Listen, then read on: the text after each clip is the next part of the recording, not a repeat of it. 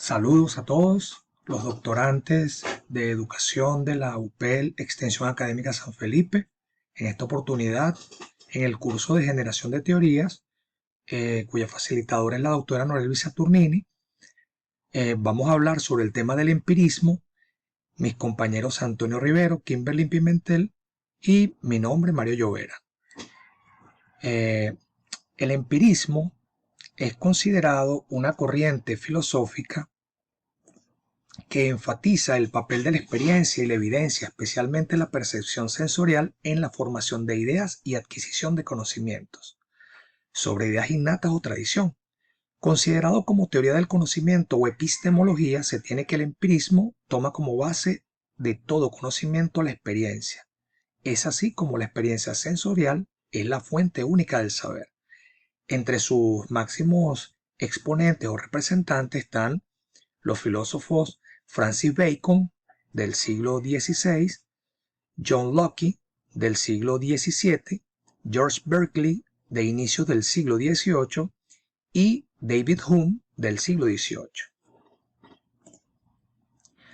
Hablar un poco de Francis Bacon como uno de los más notables y sobresalientes personalidades de la historia de la ciencia del mundo occidental.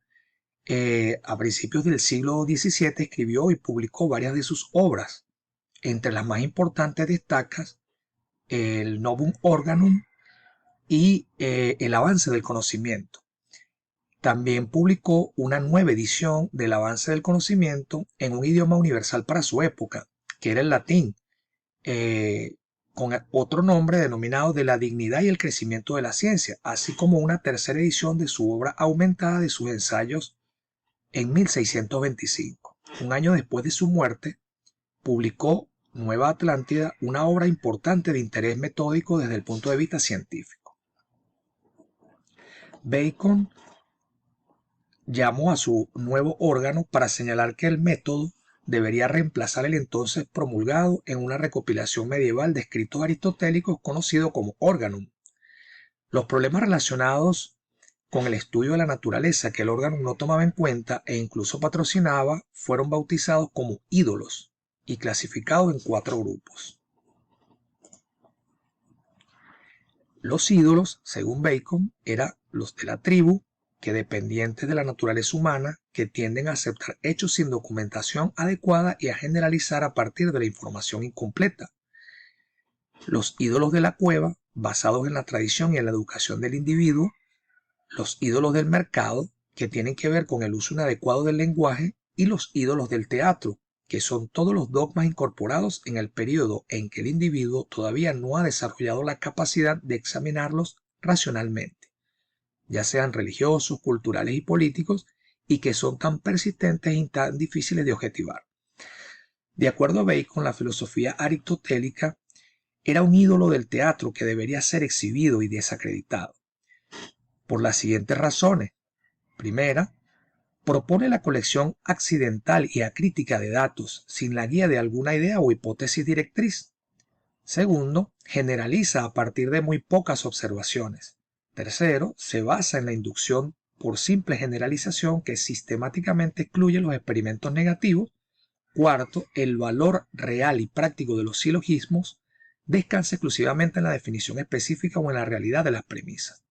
Y por último, muestra interés excesivo en la lógica deductiva, o sea, en la deducción de consecuencias a partir de los principios primarios, cuya demostración debe ser inductiva. Es importante señalar los aportes de John Locke. Él fue un filósofo inglés de tiempo completo que apareció en 1970, considerado también el fundador del empirismo. Esta doctrina postula de que todo conocimiento deriva de la experiencia. El empirismo se fundamenta sus bases en lo siguiente. Todos nuestros conceptos, incluso los más generales y específicos, proceden de la experiencia. La experiencia se presenta como una fuente única del conocimiento. Por ello, Locke es considerado el fundador del empirismo. El desarrollo del empirismo de Locke se considera que nuestras ideas provienen de dos fuentes distintas, como lo es la sensación y la percepción. de la operación de nuestra mente. Si solo somos capaces de pensar con nuestras ideas y todas nuestras ideas provienen de la experiencia, es evidente que ninguna parte del conocimiento antecede a la experiencia. Por una vez recibida la sensación en la mente, muchas veces con ellas simplemente no solo las registra, sino que las analiza y las combina para formar ideas más complejas. También las integra para poder construir conceptos más elaborados, siendo así la percepción el primer paso al conocimiento. Con la filosofía empírica que inventó Locke, este apoya el mecanismo del tiempo y el principio de la causalidad que planteaba Aristóteles.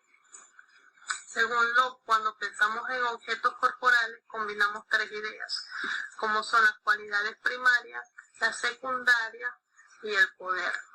Lo único que puede existir entre las cosas solo existen de manera individual. Este filósofo también hace aportes acerca de la educación y la concibe de que la educación se complementa o se integra de tres maneras, como es la educación física, la moral y la intelectual, que es una educación que pretende la creación del hábito para adquirir la virtud, la cual requiere el uso de la razón. Para este filósofo era importante que el ciudadano no solo se formara de manera física, sino también desde el punto de vista moral e intelectual, para así poder hacer aportes importantes a la educación desde el punto de vista de la formación del ser y de la moral. Muchas gracias por su atención. Destacar que el empirismo es una doctrina filosófica, podemos decir que es una doctrina psicológica y epistemológica que asume que cualquier tipo de conocimiento procede única y exclusivamente de la experiencia. En primer lugar, desde el punto de vista interno, donde está presente la reflexión, y en segundo lugar, desde el punto de vista externo, desde las sensaciones que son producidas a través de los sentidos. Berkeley señala un empirismo desde el punto de vista idealista, y es por ello que el empirismo de Berkeley es denominado idealista y también empirismo británico. Berkeley asume el empirismo desde un punto de vista extremo, y vemos que Berkeley plantea un empirismo donde se obtiene a través de la percepción directa. Es importante destacar que para Berkeley, un creyente devoto formado en la iglesia anglicana, era muy importante la presencia de Dios en el orden de las ideas. Es más, él asumía que Dios era el garante del orden que se halla entre todas las ideas. Entonces vemos en Berkeley un pensamiento basado fundamentalmente en el tema del teísmo. Vemos el empirismo idealista, donde la presencia de lo divino cobra bastante importancia desde la filosofía de Berkeley. Recordemos que el empirismo idealista limita la experiencia a un complejo de sensaciones o representaciones y niega que el fundamento de la experiencia es la naturaleza material. De allí la influencia teísta de Berkeley en el pensamiento del empirismo idealista.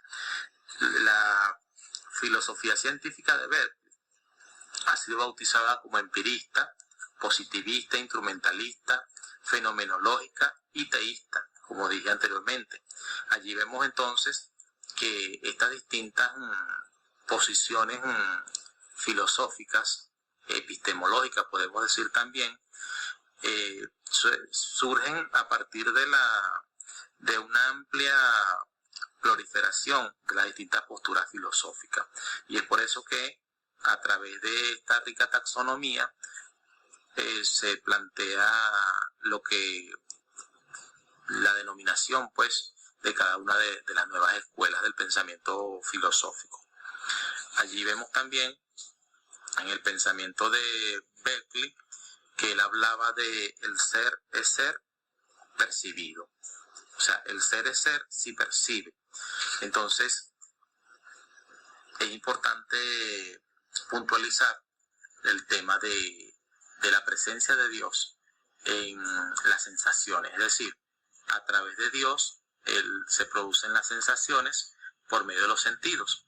Y esas sensaciones van a producir o van a crear lo que conocemos como la existencia. Y que se van a mostrar en la mente. De manera general, podemos ver el pensamiento de Berkeley que apunta hacia lo que conocemos hoy como empirismo idealista o empirismo británico. Muchísimas gracias por su atención. El nuevo método científico baconiano surgió como un intento de corregir las deficiencias de la teoría aristotélica clásica, pero en realidad solo aportó dos cosas nuevas: un procedimiento para hacer inducciones graduales y progresivas y un método de exclusión. Respecto a las inducciones, Bacon postuló que primero debía recopilarse una serie de historias naturales y experimentales y hasta no contar con información empírica amplia no dar el siguiente paso, que sería empezar a eliminar algunas posibilidades. Se ha dicho que Bacon pensaba que con su método la generación del conocimiento científico era algo automático. De allí un aforismo de su libro 1, El nuevo órgano, que dice: el curso que propongo para el descubrimiento de las ciencias es tal que deja muy poco a la agudeza y fuerza de la inteligencia, colocando a todas las capacidades mentales y de comprensión en casi el mismo nivel. Porque del mismo modo que al dibujar una línea recta o un círculo perfecto, si se hace simplemente a pulso, mucho dependerá de la práctica y de la firmeza de la mano, pero si se hace con ayuda y regla y compás, dependerá poco o nada de tales factores individuales. Así es exactamente como mi plan. Bacon considera que el conocimiento científico no solo conduce a la sabiduría, sino también al poder, y que la mejor ciencia es la que se institucionaliza y se lleva a cabo por grupos de investigadores, en contraste con los que pertenecen o permanecen privadas y el resultado de sus trabajos individuales son aislados. Continuando con la exposición, ahora vamos a hablar de David Hume. Fue un filósofo británico de origen escocés, una de las mentes más agudas que haya producido los tiempos modernos. A los 29 años publicó su primer libro, Tratado de la Naturaleza Humana, que según él mismo nació muerto en las prensas, pero que lo estimuló a proseguir con un sumario del mismo libro y 7 años después publica Investigaciones sobre el conocimiento humano. David Hume elevó el empirismo de Locke y Berkeley a sus últimas consecuencias. De hecho, no pudo actuar de acuerdo a sus propias ideas, ni tampoco pudo encontrarle solución a los problemas creados por ella. Al principio de su obra, el Tratado de la Naturaleza Humana, considera que acepta la inexistencia de las ideas o conceptos a priori, pero en cambio diseca las ideas de Locke en dos clases diferentes: las impresiones derivadas de las sensaciones recogidas por los sentidos y las ideas conjuradas por la mente. Acá, como podemos apreciar, el pensamiento de Hume es fundamentalmente psicologista, en tanto que sitúa la imaginación como principio activo del conocimiento. La imaginación es otro nombre del entendimiento. No designa ninguna facultad, sino una colección de ideas que constituyen la mente.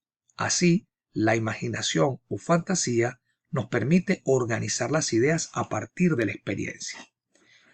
De acuerdo con esto, Hume consideró el abandono de los conceptos de sustancia y causalidad.